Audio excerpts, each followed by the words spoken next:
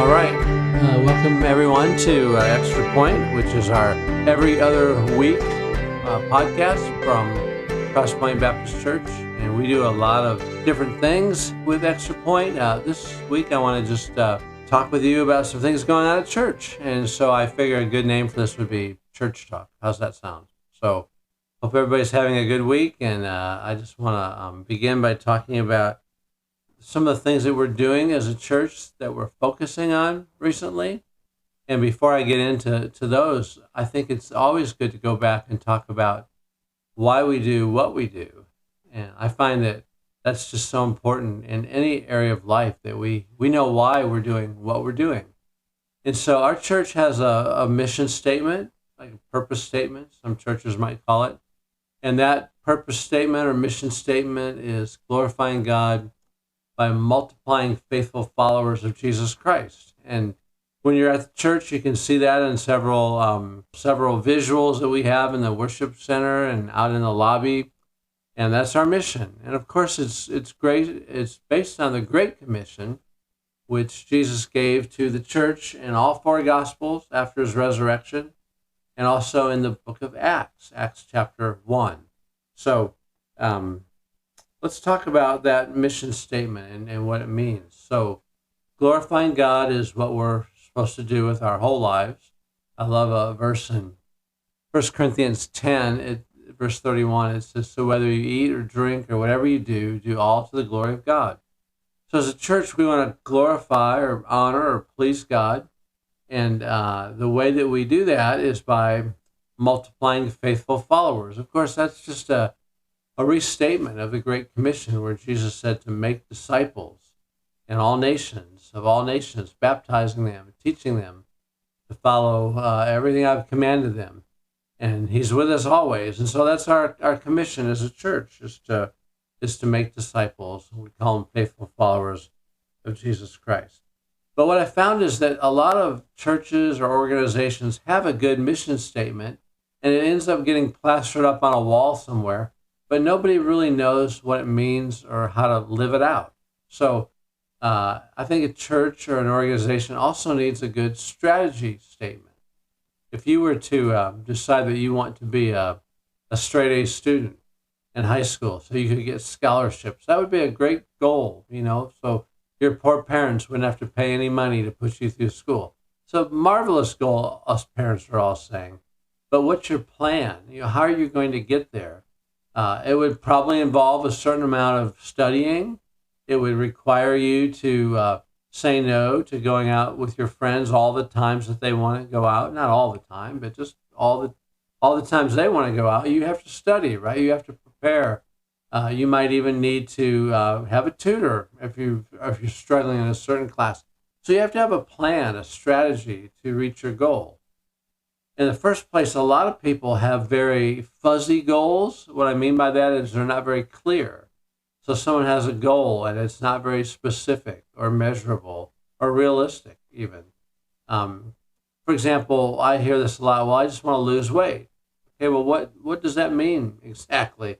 How much weight do you want to lose? And if you figure that out, how are you going to get to that goal? What things will you have to do? What changes will you have to make in order to meet that goal? So as a church, it's great to say we want to make disciples. We want to multiply them, actually, because that's the idea of the Great Commission. And we're going to multiply all these faithful followers of Jesus. So how are we going to do that? And our strategy is really simple. It's to bring people in, to build people up, and to send people out. So when we talk about bringing people in, we're talking about, first of all, bringing them to Christ, right? And then bringing them into a church, our church or another church. That's so important. A lot of the things that we do at church are designed to try to reach people for Christ, to help people find a church home, which is, I think, really important too. So it's great if someone becomes a Christian, but where are they going to learn and grow and mature as a faithful follower? So again, our church or whatever church, because sometimes we're on a mission trip somewhere and obviously they're not going to be able to go to our church. Or sometimes I heard just this last week of a mom and dad that were really happy because their adult son had come here on Easter, and he hadn't been in church for many years, and he decided the next week that he was going to go to a different church. That didn't really bother me. I mean, he was going to a church where he knew some people a little more than he knows here. So the idea is that we want to bring people in. And the way that we bring people in really is we have to go out, right? We can't just expect people to show up at church. So we have to be building relationships with people and getting to know them and inviting them to things, maybe not a church service, maybe things that the church might do in the beginning, possibly, that they might come to. And then they might see that, oh man, those people at Crosspointe, they're not totally weird. So we'll check out their church. So bringing people in is really an important part.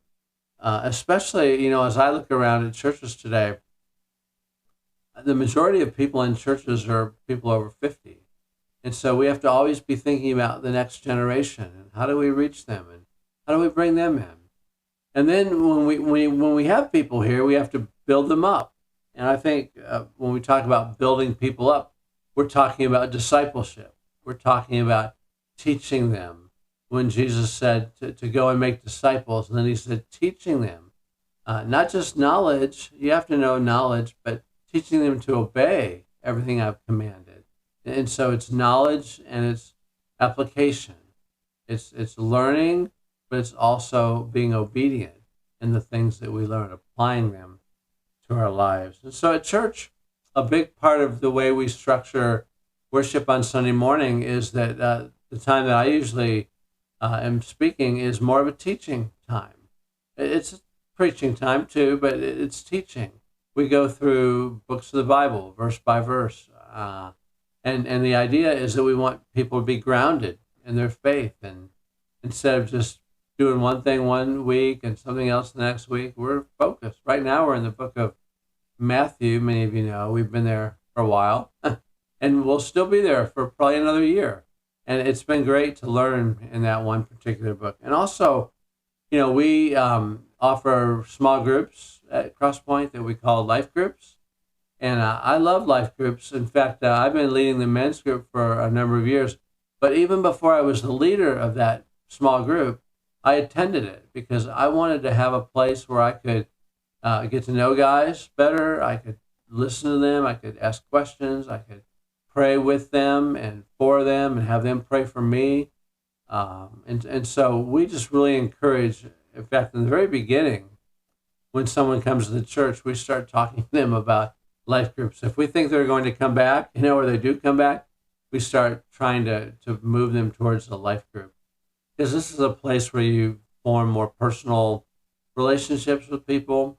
You can ask questions, which I don't really want you doing in church during the sermon.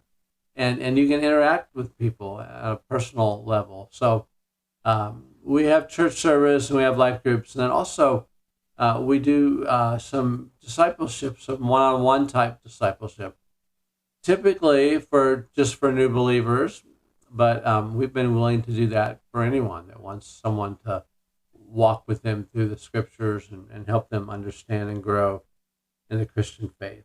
So bringing people in, building people up, and then sending people out. And I sometimes joke that we've been really good at this one, sending people out. We've had people that have left our church. Sometimes, most of the time, we've literally sent them. Sometimes people just leave your church, and that's not necessarily a bad thing either. But we've sent a group to a church that basically our backup worship team at the time, and they became the worship team for a church plant. We have sent some of our key leaders out to another church plant in Richfield. Two of our key leaders went out there and were part of the founding group of that new church, Go Church in Richfield. We've sent one of our elders, Bob Story, is now the pastor at Amboy Baptist Church. He's been there for a number of years. And I could go on and on. The biggest thing that we did as far as sending people out is we started our own new church, and we thought it would be another version of Crosspointe, but it turned out that when we sent Grant and a number of people out, there was another church in town whose pastor was retiring, and they were looking for a new a new pastor. And so similar to what happened in the beginning at Crosspointe, it happened with Grant. And so Grant went to a church that used to be called Trinity Baptist and now called New Life Church. And I'm just always happy when I hear what's happening there because I know that we had some small part in that. And then we send people out too on mission trips and both local and overseas. And that's a big part of, I think it's important for us as a church to be going. Like that was the big challenge for the disciples was how are we going to reach the whole world when most of them hadn't really left Jerusalem? And so they had to be challenged to go not only to Jerusalem and Judea, but also Samaria and the ends of the earth. And that's something that we're trying to do. Every other year we do a international trip, and then we try in the years in between to do more of a local trip. So that's kind of why we do what we do as a church. And I just want to take a few minutes to talk about 4 things that we're currently focusing on. The first one may not seem like it fits into those categories, but I believe it does. I want to talk to you about our church building and mortgage. One of the things that I thought about doing today, and I decided not to, but someone asked a question in the question box, how old is this church? And I'm thinking, well, I can answer that by talking about the building and the mortgage payment. There's been a church here on this property since 1960. And then I was planting a church in the 1990s, the late 90s, and that church ended up merging with the people here, and we became Crosspointe. And almost from the beginning, with 2 small churches meeting together, we were out of space. And so we knew that we had to build a building. This merger took place in the year 2002. So we started a fundraising drive, and we started talking about the need for it and delivering messages about giving and stuff like that. And we started collecting some resources almost immediately. And it took 6 years because we used primarily volunteers from our church and from building teams all across the country. People would come on a mission trip to Vancouver, and they would, groups of 40 and 50, even 60 at times would come and just work all week long on the building. And many of our people here spent almost every Saturday and many weeknights. A lot of people came down and worked on the church building. We finally moved in 2008. So that means it's been 17 years. And we went from a church that owed nothing on a building, which was nice, to a church that now had monthly mortgage payments of $7,500, which, imagine that if that was your home mortgage payment. And so we, in the early days, we struggled. In fact, I met with the treasurer and one of our key deacon leaders, and we every month just talked about what bills are we going to be able to pay and what priority and how are we going to, make it and how can we push things off till, whatever. And then eventually we grew into that, and now we've been making this payment every month for a lot of years. And we have a chance now, and this is one of the things we're working on. We're down to $180,000 basically, and we have an opportunity to pay this off in the next year to 2 years just by asking people to give a little extra towards it. And we're kind of in process. I think we're on schedule to pay our church building off by the end of 2026, which would be a number of years early, and would of course save the church interest money and free up a lot of money to do the things we're supposed to do, right? Make disciples, multiply faithful followers, bring people in, build people up, send people out. So if you're listening and you want to contribute, it's easy. You can just, we accept money all kind of ways, in the mail, in the offering plate, online. There's a lot of ways to give. And if you just write mortgage on it, then the people will know where to put your gift. And I'm excited for that day. I've been part of this since the beginning. Trying to get to this point has been a struggle, but we're close and we're ahead of schedule. So that's really good. That's one thing the church, if you're here, that every once a month, every second Sunday, I give an update as to where we're at and encourage people to dig deep and give some of their money so we can pay this thing off. And then another thing that we've been working on is our youth pastor, Rai, who started these podcasts, has moved on to another church. And so we're in process of looking for a part-time youth pastor. And we've spent a couple months now collecting some names of people that are interested in applying. And I have a team of a couple of youth workers and one parent and myself that are going to start looking at these names and talking about our feelings about the people that have applied, and then sending them a questionnaire that they can answer and fill out. And so we get to know them a little bit better. And so I'm saying all that to say youth ministry is a priority for us. I'm so thankful for Rob, one of our members, who's filling in as our youth leader, our interim youth leader, while we're looking for a staff person in that area. And he's doing a great job. And he's got a good team of people that work with him. So be praying about that with us.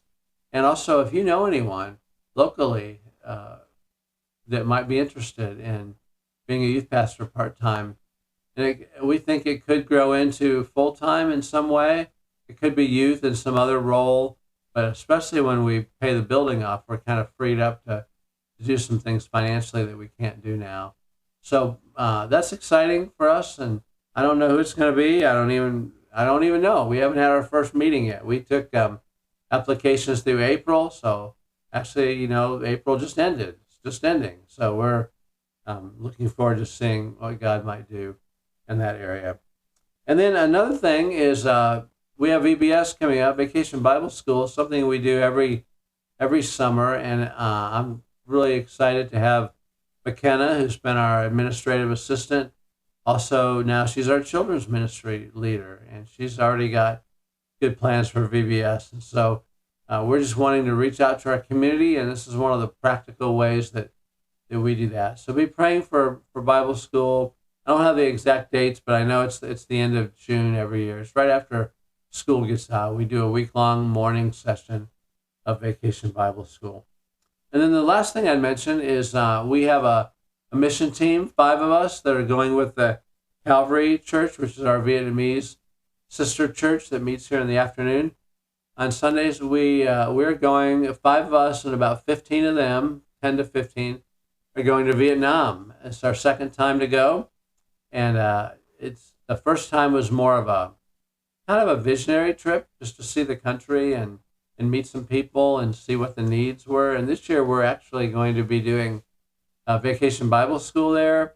We're going to be doing some construction type work. We're going to be doing a little bit of an English camp while we're there. And then when I'm there, I'm part of some of these other things, but also I have this year I have 3 days with a group of 50 to 60 young pastors that I'll be training. And so we're excited about it. And Vietnam is another thing. I don't want to sound like a TV preacher always telling you about ways you can give to us, but if anyone wants to give to support our Vietnam team, you can do that too. It's about was $3,000 a person to go, and our church mission team has given us some money, and we've done a few fundraisers, and so we're getting there. But if you want to contribute, if God lays this on your heart, we'd love to have you do that and be part of what we're doing in Vietnam. So those are some of the main things that are going on at church. There's a lot of other things, but I just was thinking about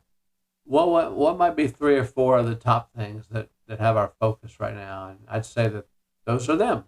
So, hey, I appreciate you listening. Hopefully, I didn't put you to sleep, but we really enjoy the opportunity to reach people in different ways, even through a podcast like this. So, thank you all for listening, and have a great week, and God bless.